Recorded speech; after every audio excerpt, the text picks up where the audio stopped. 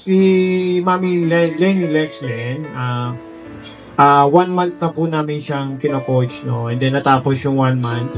Ano po ang, nung nag-start tayo, ano ang insulin mo? 38-18. 38-18 po. 38-18, no? Twice a day. Okay. Tapos, nung natapos tayo sa 1 month, ano na po ang insulin? 14. 48. Sorry. 14-8 na po. From 38 to 18, naging 14-8 na lang po. Ang laki po ng detail. Yeah. So, naging 14-8 na lang.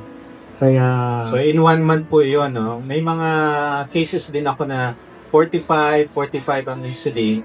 In 1 month, natanggal ko. So, through guidance, monitoring, talagang it really works. For 3 years na natin ginagawa ito, Kuya Gibo, and ang daming na re-reverse yung kanilang sugar. Ang kanilang mga gamot, nababawasan, natatanggal. Yes. Ano po yung mga naging improvement niya? Actually, magandang tanghali po. Kami po yung nagpapasalamat at narito kami ngayon. Na-overwhelm naman kami. From Santa Rosa pa po kami. Pero, through, yung Facebook, so, nakilala namin sila doon. Ito pala yung magbibigay ng bagong buhay sa asawa mo. Iyak. Ayos. Sa totoo lang, mahirap talaga nagagamot. Mahirap. Napakaraming gamot.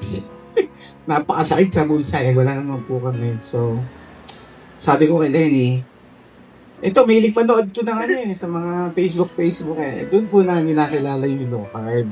So sabi niya sa akin, bakit hindi ko i-try? Kasi ang tagal na namin sa doktor eh. Sabi nga, maintenance. Wala na kami pag-asa kasi maintenance na po. So, it's either madadagdagan, pero hindi na po siya bababa. So sabi ko, bakit hindi natin i-try? Tapos yun nga po, merong tandem na naglabas ng low carb. Actually, nanghihinayang ako kasi ngayon ko lang ngayon lang namin nakilala. Sabi nga ni Tom Bry, 3 years na. Siguro kung 3 years na yun, nakilala namin noon ba? Baka super healthy na ngayon. So, kasi siya po talagang may problema kasi type 2 diabetic po siya.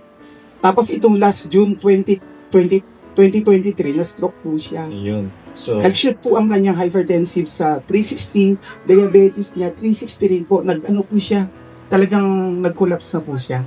Sabi ko, nabing gamot, ang dami ko buti na nga po, thank you Lord kasi wala pong epekto sa kanyang brain. Walang pamamaga, wala man lang po. So sabi ko sa kanya, from now and then, balik sa doktor, hindi naman po nagbabago yung nire-reseta. Nadadagdagan pa nga po, sabi ni Doc, from 1, 2, 3 hanggang sa maging 7. Tapos sa insulin, hindi naman po siya humababa, nadadagdagan pa. So sabi ko, baka maapektuhan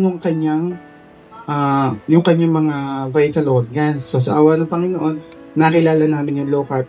Doon po nagkaroon kami ng pag-asa na pwede palang ma-reverse yung kanyang Sabi ko nga kay Lenny, sa aking asawa, unti-unti, hinay-hinay, babalik tayo sa normal sa tulong Doc Ray at sa aking coach po. So thank you Lord. Narito po kami at sabi ko nga magtutuloy-tuloy lang yung change ng lifestyle, talagang kailangan natin yan para sa pagtanda natin kasi wala na tayong pupuntahan tatanda naman tayo, hindi naman tayo bata. So mas maganda healthy tayo tumatanda para maiwasan natin yung mga maintenance. So yun lamang po, maraming salamat po Doc. Yes, pero i-credit ko rin po ang napakalaking improvement ni Mami Lenny sa kay Sir Alex. Yes. Kasi iba po talaga pag may support ng family. No, tuwing mag-weekly video call kami Doc, no? Pagkakausap ko si Mami Lenny, minsan matigas ulo pasaway minsan mayroon ako marinig sa background. Ayan, sabi ko sa iyo si Sir Alex pala yun. Aba! Talaga, pinaparinig ko talaga ako, Gino. Nung nabasa ko nga yung message niya, nung nagla-live, tayo ba yun? Nakabasa ko yung message ng husband niya. Doon, sabi ko, pwede po, i-resume natin yung monitoring. Yes. Para ayusin natin. So ito kasi, 1 month lang kasi yung naging enrollment niya. So, ang problema is, syempre, sabi ko nga sa kanila, hindi po ibig sabihin sa loob ng 1 month, magaling na kayo o tanggal na yung insulin nyo, no? Depende po yun sa mamamonitor namin ito, no? And then, yun nga, natapos yung monitoring na hindi pa natatanggal. And then, syempre, gusto pa nilang magpa-continue sana, kaso, syempre, alam mo na ulang sa budget, no?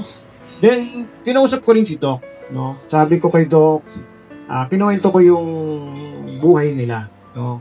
So, siyempre, sa dami ng pasyente ni Doc, di ba?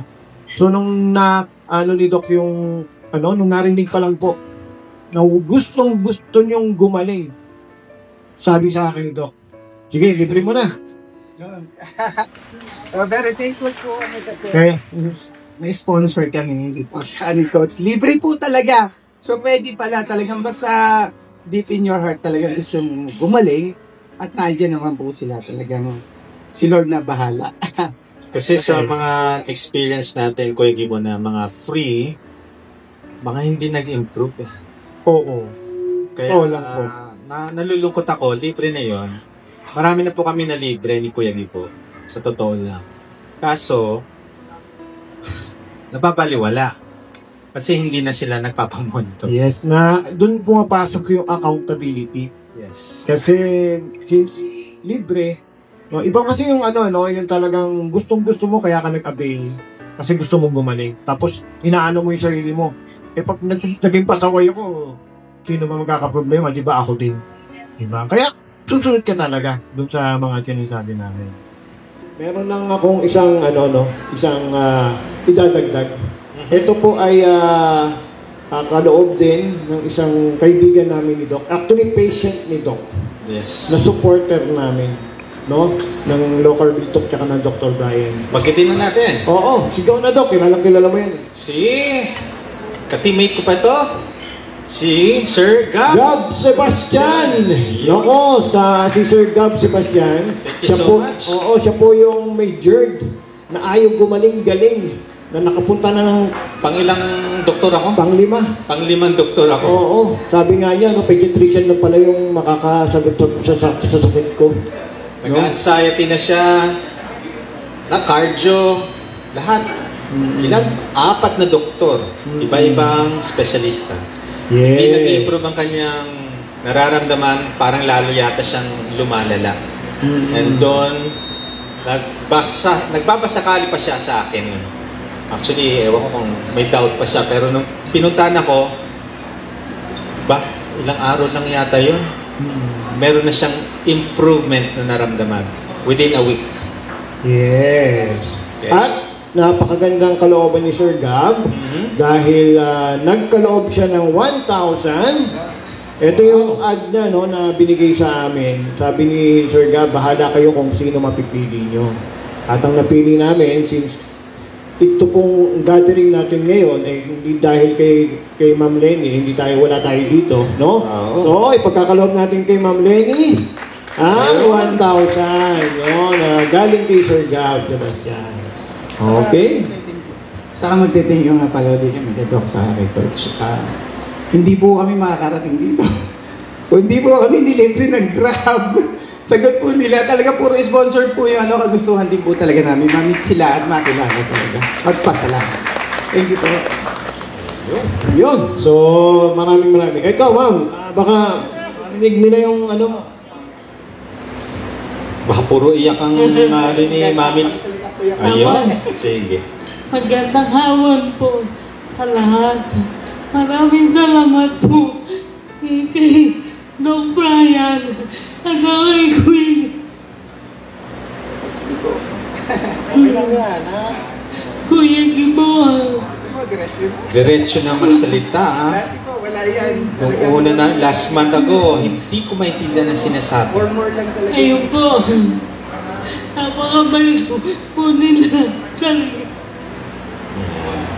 Puno po nila na ni Lord namin. Para po tuloy-tuloy na yung paggaling ko. Thank you po sa lahat. Salamat po. Balak po natin si Mami Lenny at si Sir Alex. Okay.